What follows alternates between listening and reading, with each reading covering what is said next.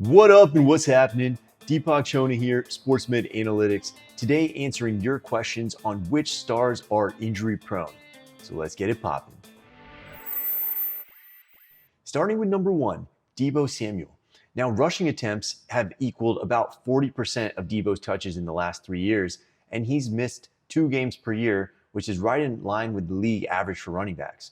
There aren't really red flags in his history, but if that distribution continues, data does project a 25% higher injury rate than the average wide receiver.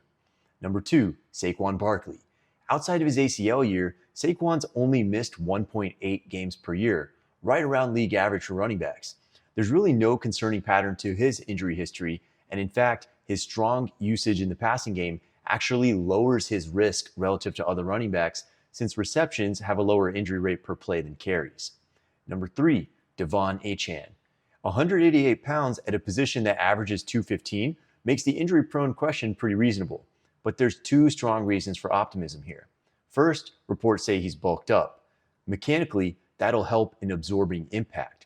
And second, he's going to be more involved in the passing game, even lining up at wide receiver at minicamp. Those touches are lower risk and make Achane as solid a bet as any running back in 2024. Number 4, Jalen Hurts. Hurts has never missed more than 1 game in a season, but he often finds himself on the injury report, and last year, performance looked like it did take a hit. But the rushing attempts take their toll, especially when they're done charging straight up the gut into the strongest players on the field. If his play style doesn't change, we would expect to see him on the injury report again in 2024, but the good news is that at this point, we have enough data to say he's in the 90-plus percentile of ability to play through injury.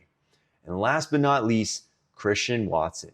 This one's really interesting. Reportedly, Watson used to have a 20% difference in his side-to-side leg strength. Now it's down to 8 to 10.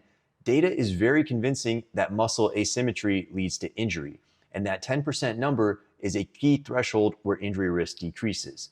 So while historical data says Watson's hamstring carries a high recurrence risk, the more modern data says it should be much improved from last year.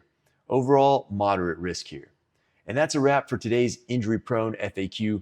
Don't forget to hit like and subscribe and drop a comment if you got more questions. Catch you later.